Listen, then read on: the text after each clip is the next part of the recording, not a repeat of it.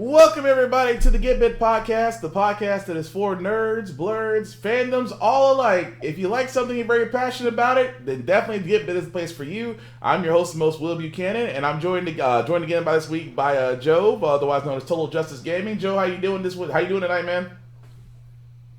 I've been brought back again. We resurrected you. Nah. We rolled initiative and saved. I'm sorry, say it one more time.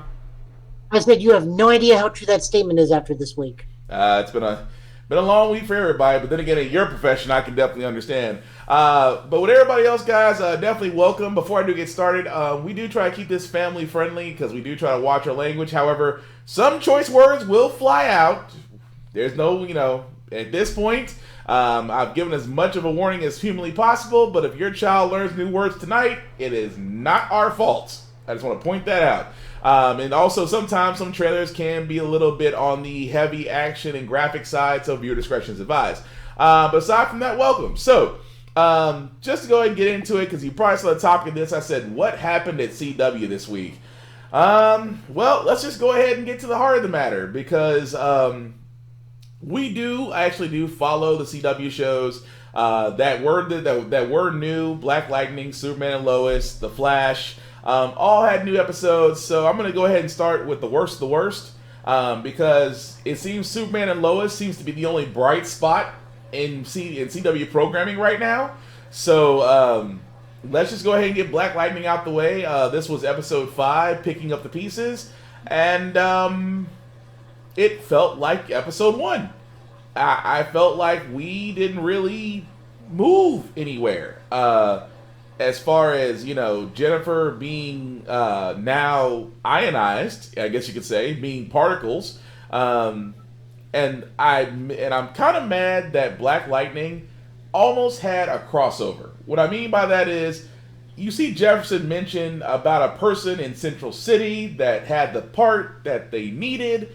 I was thinking the whole entire time, oh dear God, has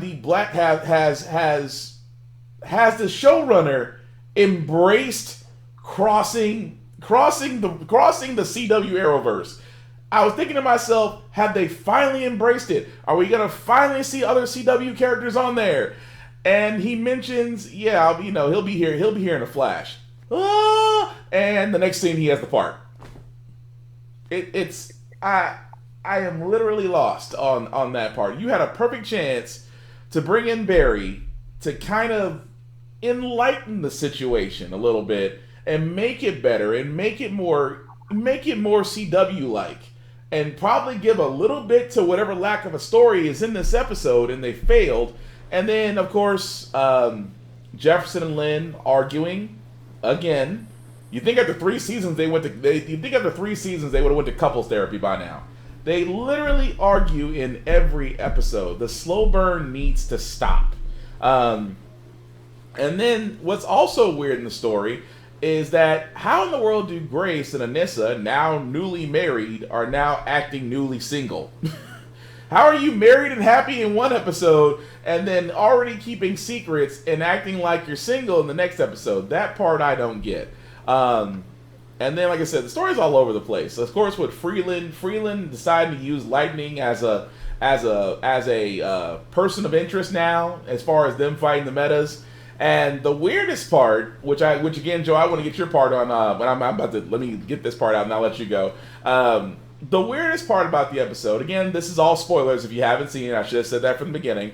But the weirdest part about Black Lightning was at the end where Jennifer was reconstituted. Well, let's be honest. A new Jennifer came out, and they called it a character death.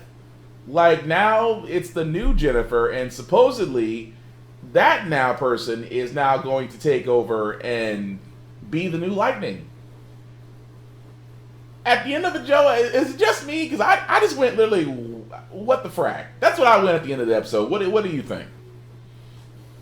The music was nice. I kind of feel like, one good thing. I'm sorry, I cut you off. Say it again. Look, I'm trying. The show kind of lost me after the fake death of Tobias Whale. Mm-hmm. And at this point, I am only watching it because I'm on the podcast now, whenever I'm asked on. So, I mean, it's not that I'm catching up, it's just that you lost me a long time ago. But like I said, the music's nice. I kind of feel like I just asked you name one good thing about this episode, and that's all you could find. I kind of feel like it's that kind of assignment. Name one good thing about Black Lightning that you can find. And yeah, the music selection was good. Do not get me wrong about that. But I know I'm a glutton for punishment, and I say that just because I'm one of those people that keeps hoping Black Lightning finally turns around. I mean, yes, it's your final season. You think you could try something different. We realize at this point, the last 3 seasons that Black Lightning has been on, you would think that now this being season 4, it's like, try something. The old formula is not working. Try something new. Or better yet, try something that has made Arrow popular and Flash successful. And even Legends of Tomorrow, because let's be honest, I wasn't paying attention to Legends of Tomorrow until Constantine was on there, because they let go because of how they did Captain Cold and Heatwave, and how they messed up that trio. I'm sorry, duo. But it's like I said, you would think at this point Black Lightning would be like, okay, let's try something new. And this episode, they try to sit there and say, well, Jennifer died, and now a new person is now taking over. And I'm just like, this doesn't inspire me at all. And I mean, and of course, Joe, I can tell from you, like I said, and I think that a lot of people had a lot of hopes in Black Lightning, but it's like now it's just like you're just waiting for it to get to the end now. There's no excitement. There's no, I mean, and that's just me. And I know that's probably, I mean, you probably too as well. It's just that you're trying to find something positive to say about it. Like I said, at this point, if this was a race, we're just waiting for this one guy to hurry up and finish, get his bottle of water, so he can start picking up the stakes to go home. Yeah, it's like Bowser at the end of Mario Kart. You pick the slowest person is still running the last circuit. You got it. I mean, yeah, I mean, there's no other way I could say that. But you know, for the purposes of this podcast, I will bear the burden and be hoping for a better episode next week, but that's just me. And let me also get to the other bad episode, which again, I was surprised. I was very surprised about this one before we get Superman Lois, because I did want to talk about the Flash for a second. I was surprised about the Flash, the speed of thought. That now Flash has got artificial speed because they create artificial speed force. And in this case, because now he has advanced thinking, it's also made him completely logical and less human. Even to the point now, I know. Even to the point in the episode where they try to make it seem like he was willing to sacrifice Frost as they were fighting Eva to get the particles they needed. So this episode was really messed up. Like, number one, I like the fact that Cisco and Frost have returned. I expect that. I expected them to kind of do some type of tribute to Harrison Wells. I expected that. But the whole thing about as far as Cisco even mentioned Atlantean technology, which again, you mentioned Atlantean technology, which tells me, has Cisco been to Atlantis? Has he had a run-in with Aquaman? I mean, stuff like this where CW can really jump onto stuff, you think they would take advantage of it, but they don't. I mean, but go ahead. So, what my takeaway with that one is he's been to an Atlantis. Yeah. We still don't know if there is a Atlantis on this Earth, but we know that since he can, well, there is no real multiverse. Right, since they decided anymore because of Crisis. But we know he's been to an Atlantis. Yeah. Which would tell you, I mean, you can bring up Aqualad. I mean, you can use various characters in DC that could be associated with Atlantis, and again, give the story a little bit of life. Because at the end, go ahead. No. So here's the thing: we do know that there is such a thing as movie use, Yeah. and TV use characters. Yeah. So we know they can't do Aqualad because Aqualad is in Titans, or True. wasn't used in Titans. Yes, he's already dead in that thing, but, you know, death is a revolving door in comic book characters shows. True. Let's look at Harrison Wells. Yeah. Yeah. So That's a if big we one. want to add in, we can't use Mira. Right. We can't use Aqualad 2 because he's in another show, so the rights are there. Mm-hmm. So that we would only have Fluke the Dolphin and Literally Dolphin. True. But the same. But would the be same our time, only it's something. ability. Yes, no, you're right. It's something, but do we really want Dolphin? I mean, Okay, I know a lot of men would love Dolphin to be on the show. yeah. A lot of I men can would name love one to have person Dolphin in on the show. particular who really would love Dolphin on the show. Right. But just a bit. But let's just say Dolphin's not well known for her. Is not known for her character ability, nor her magical powers. No, she is not. But then again, No. then again, CW might try it. I'm just saying, CW might actually try it. But it's like there's other things in it too which killed me. I did like the fact that you did kind of set up to where, and also what happened to the other two sidekicks that were supposed to be that was supposed to be Wally's team? Where did they go in the episode? One episode they're there, and the episode they're not. That was another. That Didn't was Chunk have to walk it off last episode? Yeah, because I'm like, they didn't disappear. They were supposedly there. They were supposedly there with off them. last episode? Say what? I said, didn't Chunk have to walk it off last episode? No, I mean they were still all there. That's the part that killed me. It's like he got the artificial speed force. They didn't go anywhere. They didn't announce about them. Going off on a trip or anything like that. So it's like this next episode, they're nowhere to be found in Star Labs. And I'm not. Again, this is where I think a lot of the story. And I said I was surprised about Flash. I was thinking that maybe Cisco and the new guy would have a little bit of banter. I would think that Frost would have a little bit of banter with another woman that wasn't Iris. That's in Star Labs. I'm thinking the entire time, this is a perfect opportunity to where they can go ahead and actually start building those other characters up, which made the Flash a good show to Jump Street. But it's like you almost want to sit there and go like, this is that. It's a miss. Another miss. Because I like the fact that the battle that they had, it took Cisco to do his vibe powers, which he said he never used again, which I find is funny. It took Frost, and then, it took Ava to actually bring Barry down, even for half a second. I like that part of it, to where they did show there was sort of struggle. But ultimately, which the part that bothered me about that was that in the end, Flash destroyed the machine that basically gave him speed. I'm trying to I'm trying to figure that out. You pull Iris forcefully from the Mirrorverse, and then you destroy the machine that gives you your powers. Help me understand.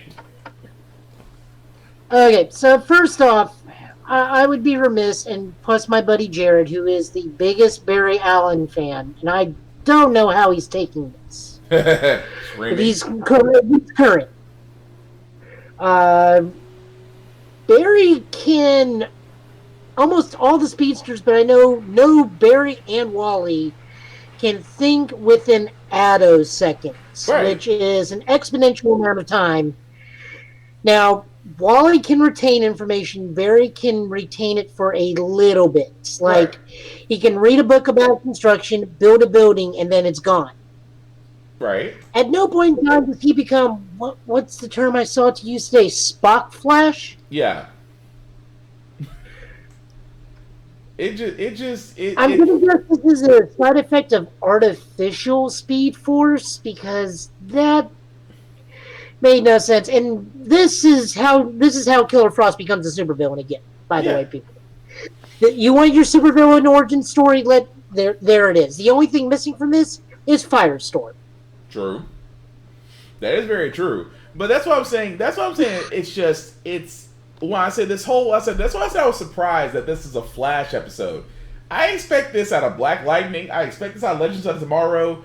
The fact that this was a Flash episode, and it's just like, it is like someone took a dartboard and said, I'm going to do this story, this story, this story, this story, this story, and it's all just, nothing's matching up. I mean, even at the end of it all, well, they kind of do a loop back to, I think, I want to say either season 3 or season 2, where it was an off scene where you see Reverse Flash, switch bodies per se with Harrison Wells, and then goes back in time saying they're not looking for you, they're looking for me. So it's like, are we trying to say now that somewhere along the timeline that Reverse Flash still exists, and on top of that, Harrison Wells comes back from the dead?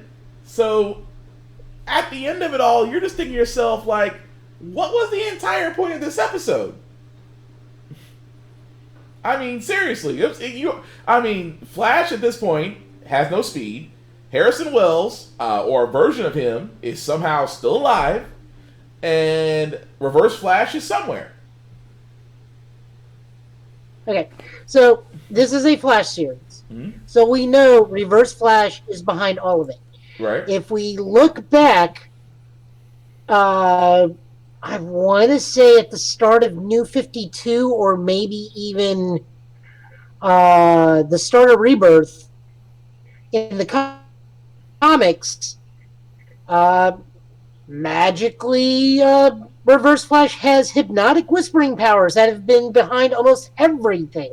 True. It's how they're trying to get Wally out of Heroes in Crisis right now, actually. It's like, oh, well, he was under... So it's always going to go back, as long as Barry's involved, it's always going to go back to Reverse Flash, no matter what we do. There's just no escaping it. Well, I mean, there's nothing wrong with that. The only way we escape that... No, there's nothing wrong with it. Mm-hmm. But I'm sorry, I was interrupting you. Go ahead, say what you're going to say. I was going to say, the only way we get out of Reverse Flash is if they bring in Cobalt Blue, and even then, that still ties back into Reverse Flash. True. it's so, like, he's in there no matter what. Well, that's what I'm saying, though. It's just the way the story is written. I can see. This is why I said I don't. This is why I said I don't get how the story aligned from Flash's seasons 1 through 3. And I mean, it was interwoven. It was like every episode built upon the previous one, and it made sense at the end. That's how the first 1 through 3 seasons went. And now we're at the beginning of season 7, which I said the first episode of season 7 was really the wrap up to season 6. Okay, cool. I will acknowledge that. Now that we've moved on to the next chapter, it's like it's almost like we're still waiting for the turn. And like I said before, I'm surprised that this episode is just like, what are you leading to it now? Because you're trying to figure out how Barry's gonna get his speed back. Wasn't that the entire point of the last episode or last season? That we now put ourselves right back in the same position that we got back into last season. It almost, from a viewer standpoint, doesn't make you want to watch Flash after that. Well, we're still in that part. We're still in season 6, apparently. Keep that in mind. Okay. Well, I mean, I'm trying to, but it's just the way they're... It's the okay. So, even though I'm sorry. Go ahead. I'm sorry. Okay, so here's how we can spin this in a positive. This is how we do stuff with comic books a whole bunch. Okay. Is some stuff an issue doesn't go well individually, but it reads better in a trade. Fair. So this season, probably because of COVID, we know that we are still not officially into season 7. Okay. We're still finishing out season 6. So we may just be in the scenario of, God, this is horrible as a single part, but if we watch it as a trade, it will be much better. But it would have to mean that there has to be a gigantic payoff at the end. it's almost on the lines of what every Snyder fan is hoping for in Justice League. They're hoping that this 4-hour movie is going to be something epic. So I kind of compare it to that. You have to expect something at the very end to be on an epic scale to where it makes the entire actions worth it. It would have to be. Otherwise, you just disappoint a whole lot of fans, especially you Snyder fans out there. I'm sorry, I get on Snyder fans because they get on me on Twitter, and like I said, I am aware we're less than 7 days, a week away from the Snyder Cut of Justice League coming out, and I still got that list. That list of Twitter names I have seems to be ever growing. So trust me, I will be watching it on the 19th, and I will give an honest review. And I hope that I'll have Joe and other people on here because I wanted to just not just be me, because I don't want to be impartial. I don't want to be biased. I want to have a whole group of people I know that will look at it through the same lens I will. And if we all say it's terrible, don't blame me. Don't blame me if we all say it's terrible. Well, we should do. Say what, Joe? What we should do, this would be really fun. We should sit down on the weekends and do viewing commentary. I want to. I have to. As the movie goes. That's not a bad idea. I need to get everybody's schedules just to see if I can do that and just do a mass viewing commentary. And of course, because Warner Brothers is always watching, I'll have to kind of mute it or go back and fix the audio to where the actual. No. We don't have the movie going. It would just be us. That's what I'm watching, saying. Just us with the movie. That's what I'm saying. But it's just like in my case, like my speaker system, I have to kind of alter it on this side because anything that's playing as we're watching it will get picked up. But that's just on my side. I can fix that. But no, it's just going back to the Flash. It, like I said, it was a hard watch this week, and the only thing I can sit there and say that was actually worth watching again. I hate to say it. I mean, I'm sorry. I don't mean to hate to say it, but it seems to be the only shining light in the DC universe right now, and that's Superman and Lois, because they had another. It was another good episode. It was another good episode. The perks of being a wallflower. I liked it. I'm sorry. What are you gonna say, Joe? Well, this episode kind of the A story in this kind of reminded me of Dash's entire character development for The Incredibles. Of, I got my powers. Why can't I use them? Right. And I kind of like that. And this is where I say it is amazing how they're doing Superman and Lois, because I said it with Shadow the first time it came out. I said Superman and Lois is kind of like if Smallville grew up and had children. Because that's basically what it is. Or it's like if Lois and Clark became less cliched. Yes. And it was more realistic. Don't get me wrong, I like the fact that even Jordan as he stands, which I still sit there and said, his powers, and we both said it, his powers are going to come along. Because I sit there and said it's amazing where he's getting hemmed up by, I guess, the quote unquote bully of the school. And you see him kind of tap in. You see, it's like this. I know he's going to have powers because his is going to be more emotion driven. You can sit there and tell, as Clark is sitting there saying, he says, "I can also sense. My hearing is so acute. I can sense when someone's in extreme stress or extreme stress or agony." And of course, he senses Jordan's levels, and you kind of see a little. I mean, I had to go back and rewind it and kind of slow it down. You see a hint of red in his eyes, but you kind of see more along the lines of his fists and the veins. I mean, the way he's balling up his fist, and you can literally see veins going across it for a split second. And I was like, that's how he's going to tap into his power. And it's going to be more emotion driven. And of course, the simple fact of the matter is he trying out for the football team was it was the most satisfying part. Because it's like you got picked on. Everybody thinks you can't play. And yeah, you do use your powers a little bit. You did. I mean, you knocked the guy about a good 7 feet back.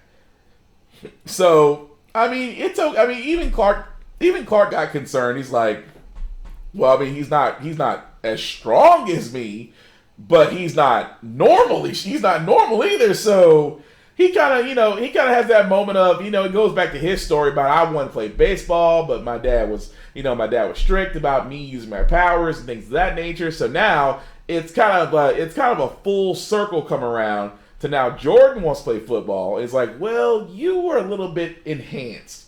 So I like the fact of that storytelling, which it doesn't take away from Superman's overall story.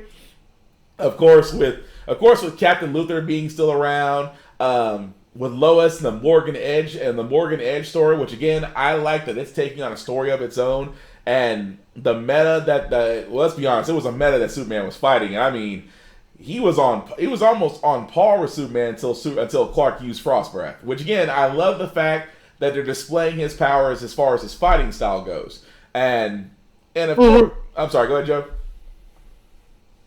Oh, no, I'm agreeing with you.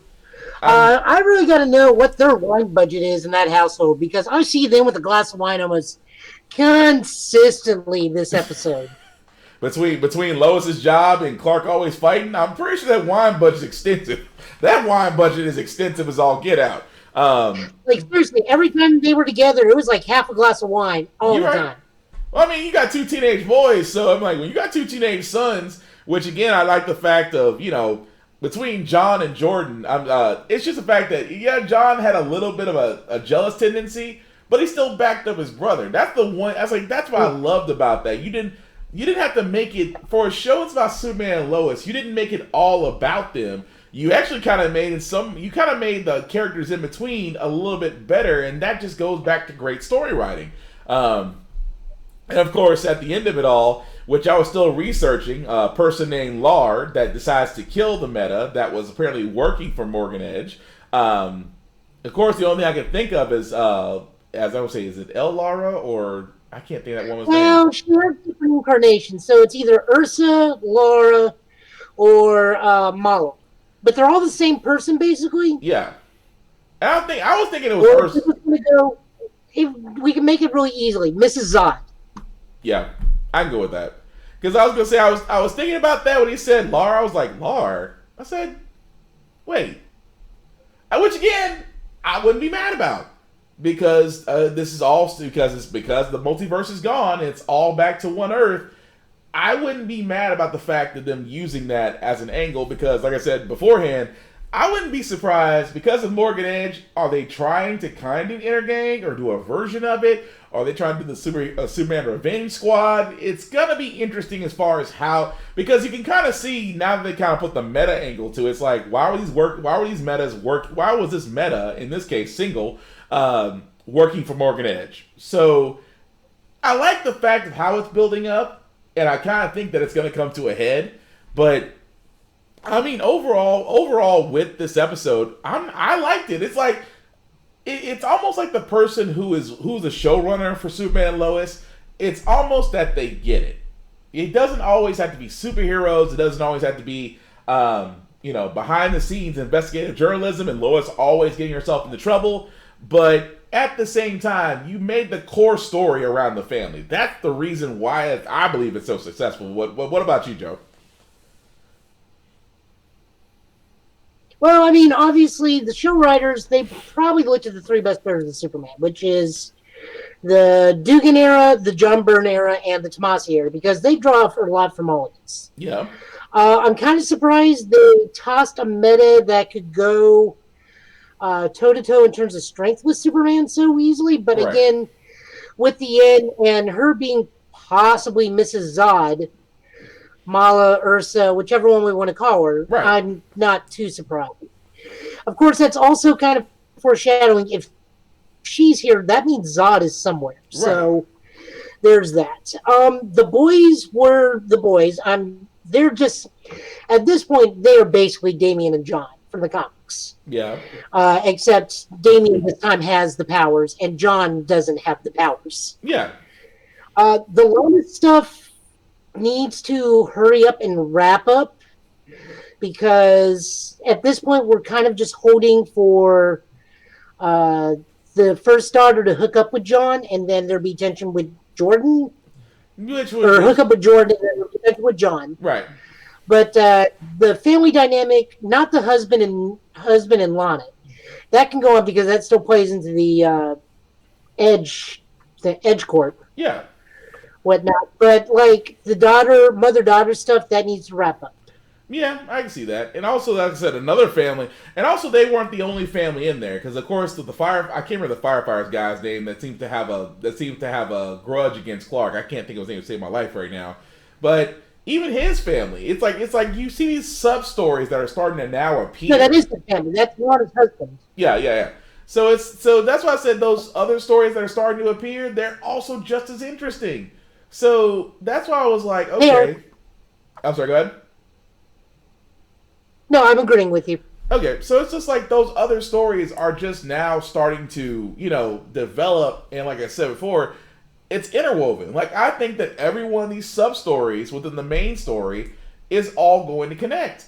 And I think that's why I think this show, even though it's only been 3 episodes, it's still fun to watch. It makes, and me being a Superman fan, it makes it fun to watch because, again, I still think there's going to still be some crossovers. I still say that, there might be a Supergirl. I think there will be a Supergirl. I think there will be an episode where Supergirl will visit Clark. It's bound to happen. I will expect Martian Manhunter to visit him.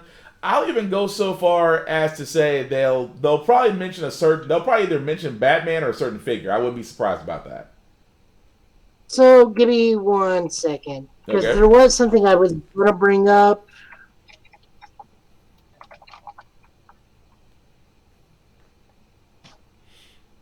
I feel like you had an idea.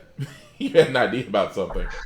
It's not so much of an idea as I know Diggle's actor is supposed to be coming in at some point. On Superman Lois? I think he's supposed to be directing an episode. Oh, I was about to say, because I'm still holding out for hope that we'll see a Green Lantern Diggle. That's just me.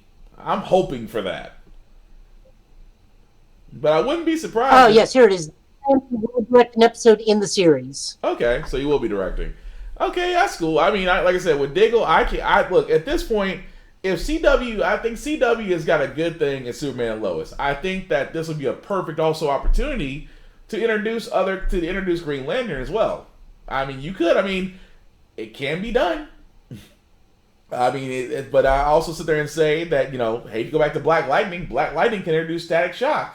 It's not that difficult to do, especially given their platform. But overall, Superman and Lois, I cannot complain about that.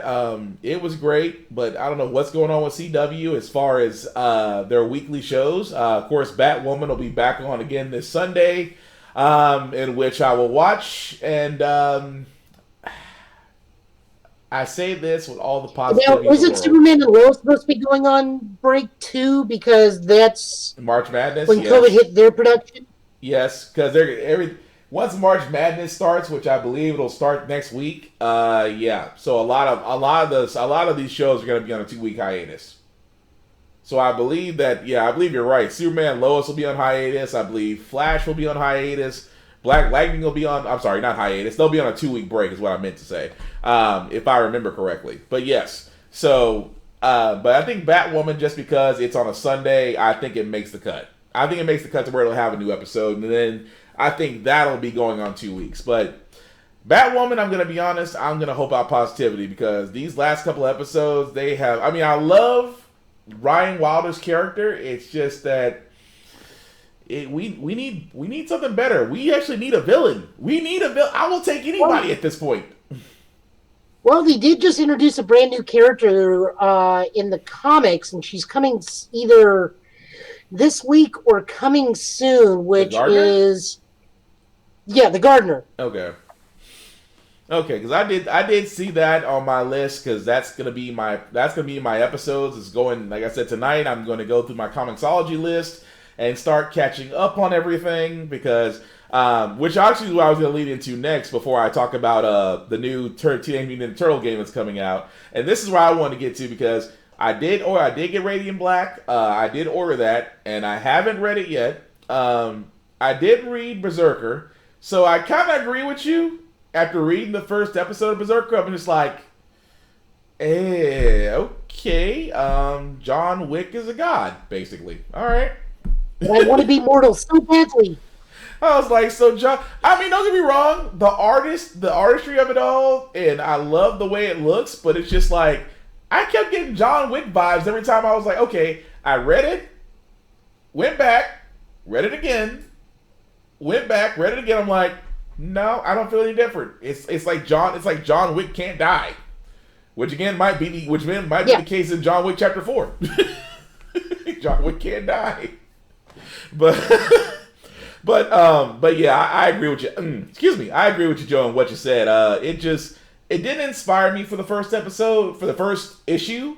I'm gonna hope the next one because it hasn't hit my queue yet. So I'm hoping the next issue is gonna be better. But I agree with you, man. I wasn't. I mean, I was so hyped for this because it was a Keanu Reeves back project. It just fell flat. So here's what I think this is. I think this is a movie they are pitching, but they want proof of concept that they could make this work. Okay. I can see that. But it's going to be like... But I think unless they change some things around, everybody's going to be thinking, so John Wick... So we knew where John Wick got his training from. He's basically an immortal guy that was basically in Black Site Forces. But I get it to a certain point. Maybe, like I said... The first issue is not always the best issue, so, well, no, that's not right. Not for a lot. Okay, a lot of comics never had a lot of comics did have some home runs in the first issue, but some comics that are still running, their first issue was, so, I'll give it that. And I still got to read Radiant Black. I did see that, but I'm definitely going to read that tonight after the podcast is over. But any other comics you can recommend that people should be checking out, or just, what's actually good right now to watch? What to watch, to read? Well, this ties into last week's episode. It does deal with WandaVision. So WandaVision's success is so strong that Marvel reported that they are completely sold out on a distributor level of Wanda and Vision. Vision and Scarlet, the saga of Wanda and Vision, which is the early years, which deals with them getting together, time, the babies. Yeah. Tom Cruise Vision, which is already a classic. House of M. Oh, I saw that go. And that wonderful book and the book Scarlet Witch by James Robinson, which I have. All 4 of those books are completely sold out at a distributor level and are not expected to be physically in bookstores until April at the earliest. I believe it. Because for this is excuse me, this is why I sit there and say what Marvel does so well. If you can have a great series like WandaVision, and let's be honest, outside of comic book readers like you and me, a lot of people got their Scarlet Witch education from the MCU. So when you take on WandaVision, which is basically post Endgame, you're gonna have a lot of people going, okay, who was Agatha? Why was the name Mephisto? Why was the name Mephisto thrown around? Why was Nightmare thrown around? Why was she not called? Okay, I want to know why Mephisto was thrown around. I mean, that's what I'm saying. But it's when they light that fire, and a lot of people sit there and say, and I'm one of those folks. I said, look, there is so much story in the comics that if you go back and you read them, you're gonna be like, why didn't you do this? Why didn't you do this? Why didn't you do this? And therefore, Marvel has just kickstarted their comic book sales to the roof. Hence why you just said, if you're trying to find Scarlet Witch, I mean, unless you're trying to find a physical copy, it's gonna be difficult, almost impossible now because it's sold out. So, I mean, it makes sense.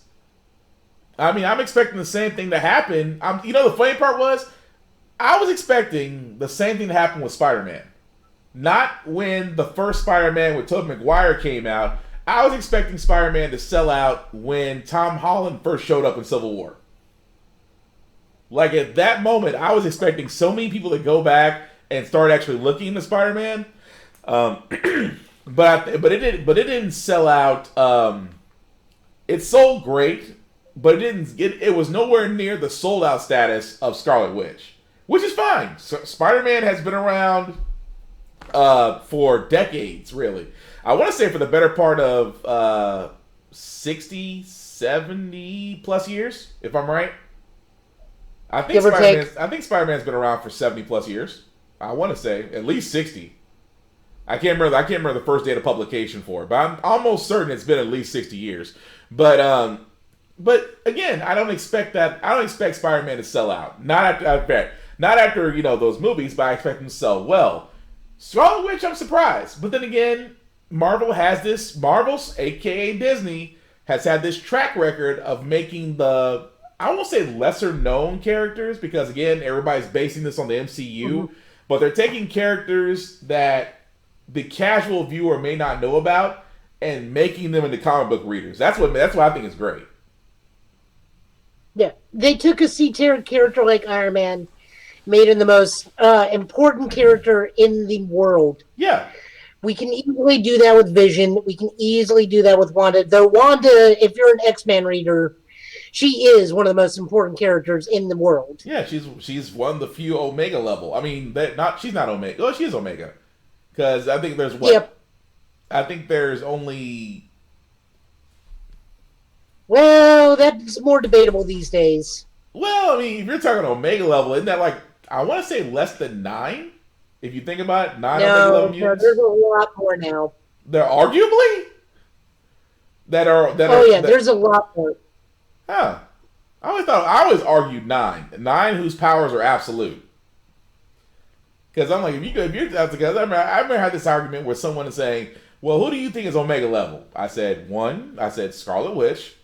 2 would be Professor X. And they're like, you think Professor X is Omega level? Okay. I use this as an example. Omega level basically means that whatever you want to do as this power can literally change the future or current universe as you see fit. Okay. Scarlet Witch can bend reality as she sees fit. We've seen it happen in multiple stories. Okay. Professor X can turn around and basically silence the world, meaning humans and some mutants. He does have that forceful ability that he can turn around and shape the world as he sees fit. That to me is Omega level. So if you take that into consideration, I mean, are you really cutting off a lot of mutants that have that ability? That's all I'm saying. But so right now there are a total of 14 Omega level mutants. Okay. So I think I'm like to say it can't be that. I was gonna say I was at 9, so I'm missing 7. I'm missing the 7. Unfortunately, Charles is not one of them. Charles Xavier is not an Omega level? Nope. I would argue that to death. With his power, because Quentin Quire is stronger than Charles. Wait, say what? Quentin Quire is stronger than Charles. I was about to say a word that I can't. That I said I wouldn't say on this podcast. So they actually explain why. It's because Charles cannot make psychic constructs that affect the human body on a physical level. True. But see, I will argue that to death. Here, I'll just name them real quick because I mean we got a little bit of time. Yeah, go ahead. So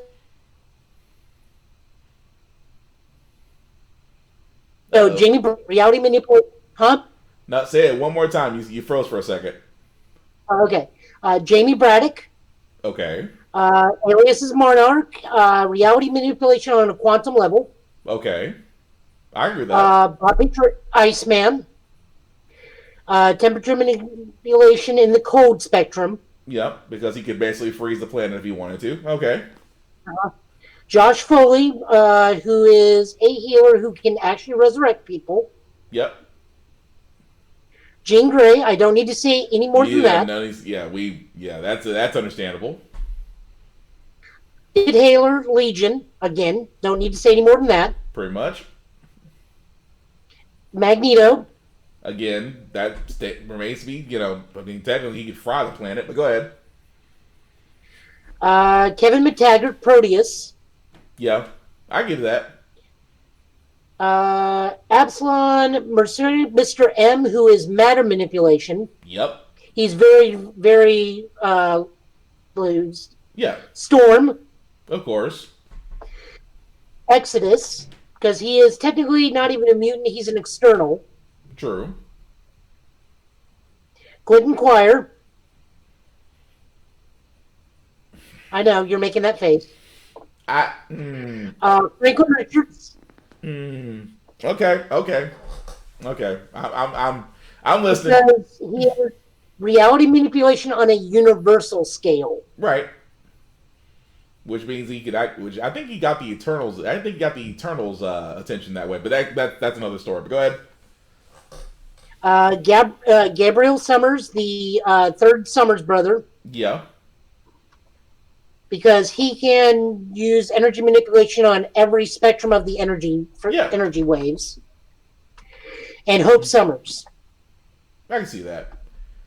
Okay, okay. I can live with that list, except for one. I can live with that list. I can live with that because a lot of it I do agree with, except for one, just because they took Xavier off of it, which again is still amazing to me.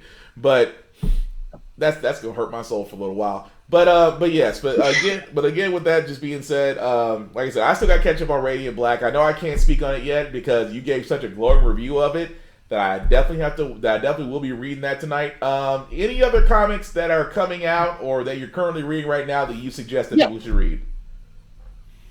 Yes, the new release of Beast Wars. Go again. The new release of Transformers Beast Wars. Let me write that down. Okay, so Eric Burnham is writing this. Eric Burnham wrote the IDW Ghostbusters. Huh. He's also written Ghostbusters meets Ninja Turtles. He also wrote Ghostbusters meets Transformers. Yeah, but I remember Ghostbusters because of that, Turtles. Okay. Yeah, he also that gave him the ability to write Transformers Beast Wars, which is a retelling and expanded take on the original Beast Wars. See, that was one of my favorite Transformers stories, though, right next to the original War for Cybertron. But okay, I'll have to give that a read. I'll have to add that to the list.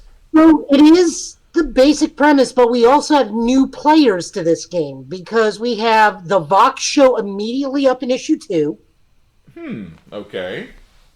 And we have two new additional. We have a new Maximal and we have a new Predacon. Both are female, which is new. Okay. We have Nyx, which is a fruit bat for the Maximals. And we have Scold, which is a snapping turtle for the Predacons. Well, I think it's. I'm sorry, my mind went straight to Rat Trap. I'm sorry, go ahead, because you said fruit bat. Rat Trap. That just made me think of Rat Trap for the animated series. Of course, I know he's probably gonna be in this one as well. But still, that's just funny that the whole behavior about that between him and this person. But okay, so I have to keep that in mind for Transformers Beast War. I have to add that to my list in Comixology. But any other ones you can point out? I mean, the only other thing, the most important character in Beast Wars did show up in issue 2, page 19, which is the Rubber Ducky. I'm not going to... You know what? We're not going to explain that. I refuse to explain that because if you've read it, you will understand. So I will sit there and say, if you're wondering or scratching your head over what the Rubber Ducky is, that Joe is pointing out, I am just gonna say that you need to go pick up a copy and read it, and you will understand. I think you froze a little bit, Joe. Looks like you froze. But I was waiting for Joe to come back. So yeah. So like I said before, we're not learning about comics, things of that nature, guys. It's actually all about finding new stuff that we want to talk about. While waiting for Joe to get back, because he's frozen. So while waiting for Joe to get back, I did want to talk about some other things that actually were going on.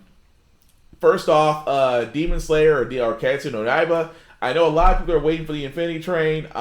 There is some news from Funimation right now. That it will be coming to Funimation on the 16th of this month. So hey, a lot of good things happening in March. And yes, Demon Slayer, the Infinity Train. will be coming out on Funimation this 16th. So if you're like me, you're looking for fan subs. Usually fan subs don't actually happen. I mean, because of Funimation, it's kind of they got a little bit more stringent on what's released and what's not released. So I would say this, guys, you can try to look for fan subs. They sometimes work and sometimes don't. But if you're like me, you might have to just wait for Funimation on the 16th just to watch the Infinity Train. I've been reading the manga, so the manga itself is definitely way farther. As a matter of fact, the manga's actually stopped. I think it stopped 294, if memory serves me right. So, and it's not an ending to Demon Slayer. For a lot of people that's wondering, well, why did the manga stop at this? Well, to be quite honest, anime, when it follows a manga, anime, because every episode, it takes about a week and a half to actually do one of these episodes, which covers a full manga edition, which means that in very little time, the anime could actually catch up to the manga, and if it ever does, then they get to a stopping point. It's the same way with Bleach. We thought Bleach was done at 366. I cannot wait for the thousand year Blood War, just because it was one of the greater Shonen Jump mangas, and it had so much story in it that I hope the anime does it justice. Once it gets released, there's no release date on Bleach Thousand Year War yet, but we definitely know it's coming. And also this month, My Hero Academia Season 5 will begin. Whether you watch it on Crunchyroll or Hulu, I think it's on Funimation too, or if you watch it on Adult Swim. I know Adult Swim starts showing My Hero Academia, so that Season 5 will start up. It says iffy. He said iffy, Joe. It might show it once in a blue moon. It just hasn't captured me. What can I say? So basically, if you're trying to watch an Adult Swim, take it with a grain of salt. But yeah, all those animes are going to be definitely happening in the month of March, so definitely keep a hold of those. But yeah, I'm sorry, Joey, you kind of dropped off. So did you have any other, before we move on to Teenage Mutant Ninja Turtles, was there any other comics that you want to recommend or throw out there that people should read? Again, just like I said, Beast Wars, Radiant Black. I will say, and I'll send this link to you later, they actually got the voice actor of Megatron to read the big monologue that he spouts at the end of the first issue. It's really nice. So they got the original voice. Okay. Because he loves doing Megatron. Nice. Radiant Black, obviously, and what's an X title? Well, actually, Infinite Frontier Zero, because that's a great jumping on point to anybody interested in getting into DC Comics. Oh, yes. Because this is our new start from scratch at the moment. Yeah, the reset. I'm actually waiting. That's actually on my list, too, to read that. Since it's going to be the reset. They're not calling it the new 50... We're going to have to talk about a Weekly Lantern look at when the new Green Lantern comes out in May. Oh, so it is May. I don't know why I thought it was July. Okay, I was wrong, because I was about to say July. Okay, cool. So that gives you guys an idea of what to look for. Like I said, we're not just about anime and superhero television and movies. It's comics too, because I have said this once and I'll say this again. Movies are great. Do not get me wrong. Anime is great, but there is so much more story in manga and in comics and in compilation volumes. If you're able to luckily get one of those, because if you're like me, you want to be able to read it all in one setting, so you might get a compilation volume if it's available. Or you might get Shonen Jump books if you want to read mangas. It's just the way of the world.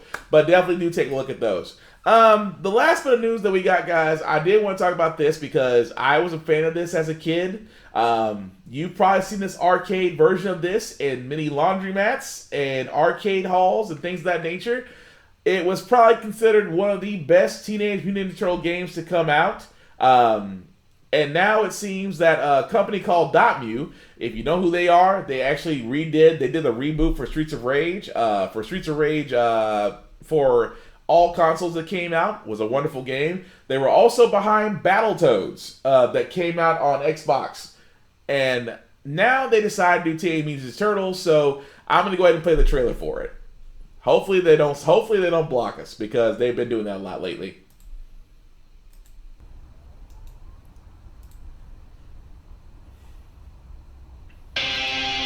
Teenage Mutant Ninja Turtles, Teenage Mutant Ninja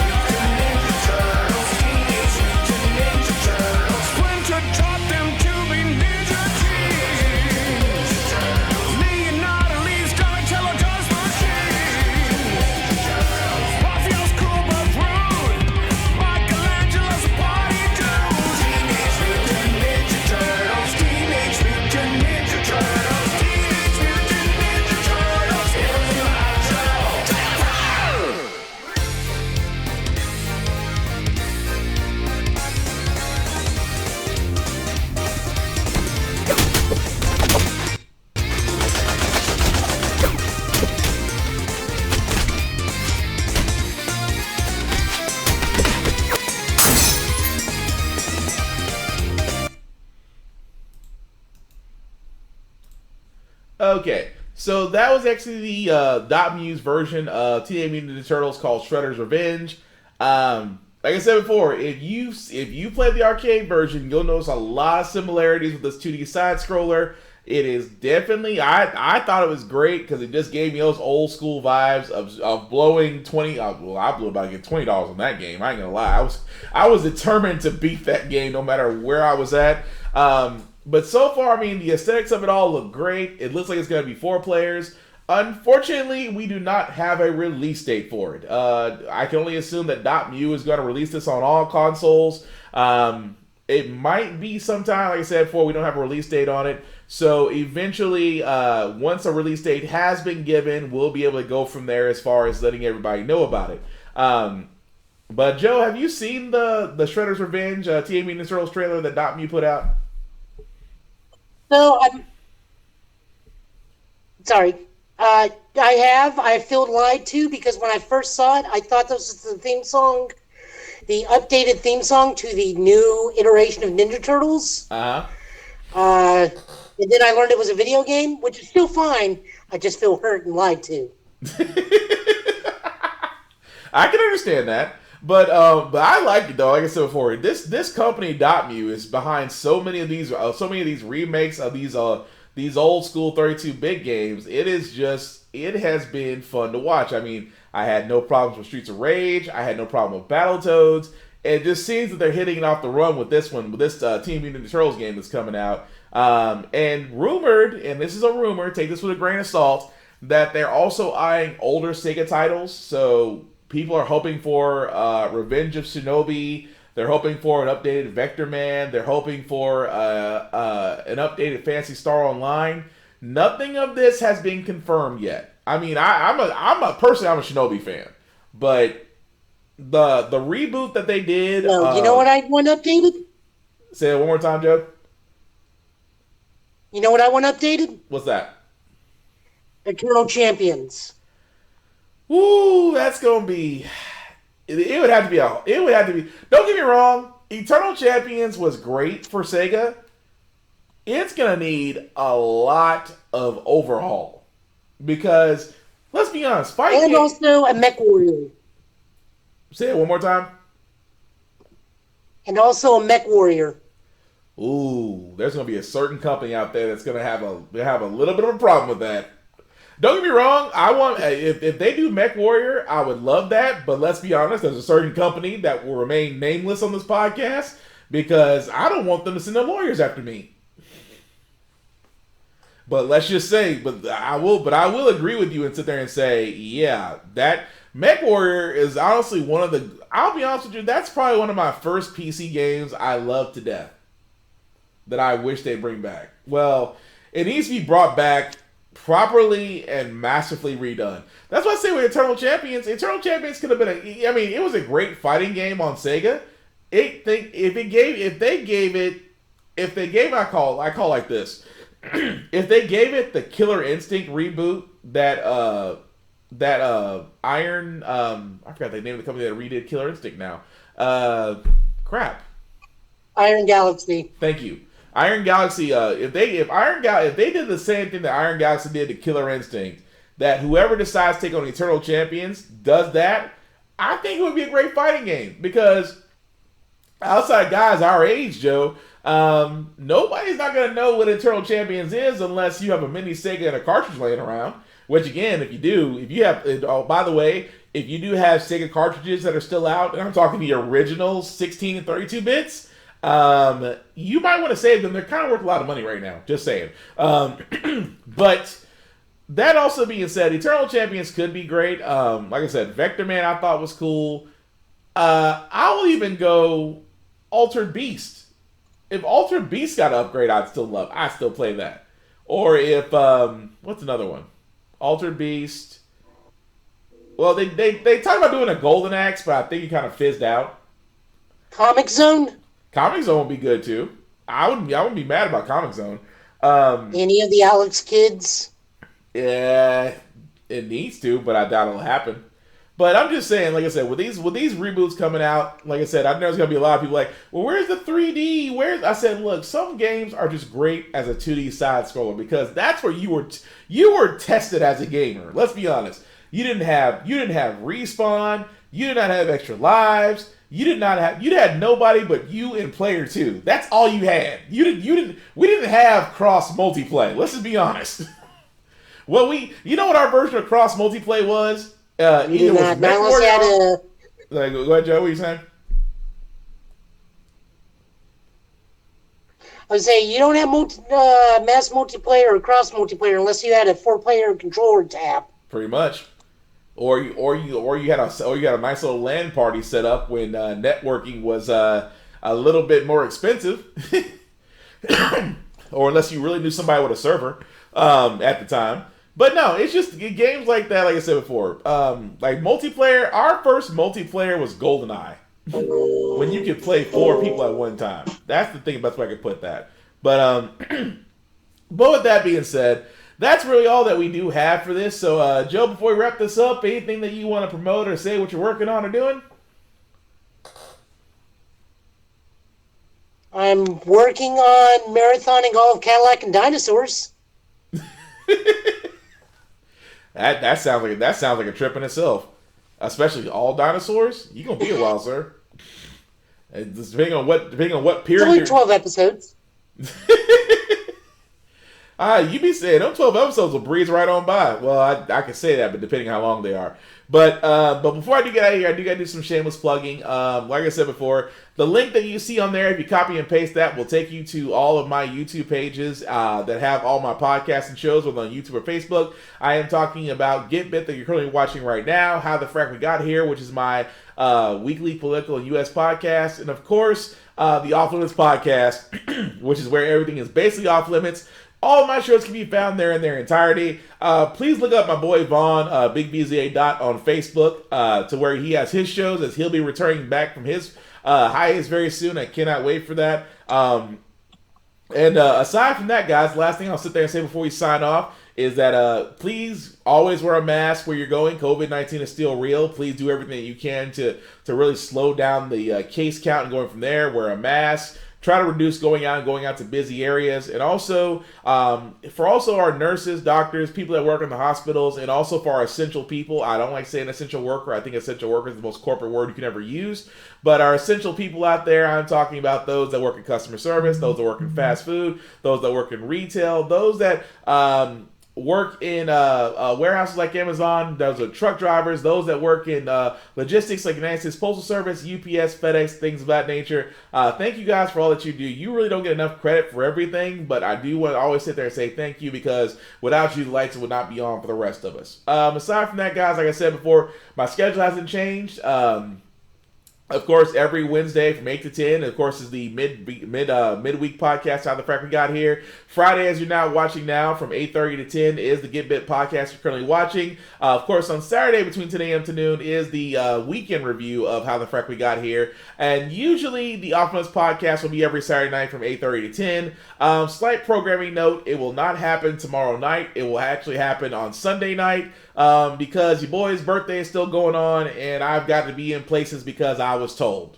So that's what I'm going to say. I was told. I had no choice in the matter.